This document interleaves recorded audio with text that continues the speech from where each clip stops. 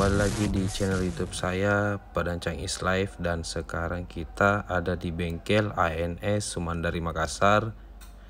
Dan proyek kali ini kita akan memasang alat timer di motor Satria 2 tak underbone.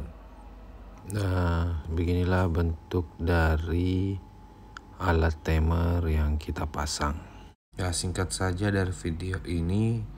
Jadi untuk pemasangan alat timer di motor Satria 2 taknya sudah selesai. Oke, mari kita coba.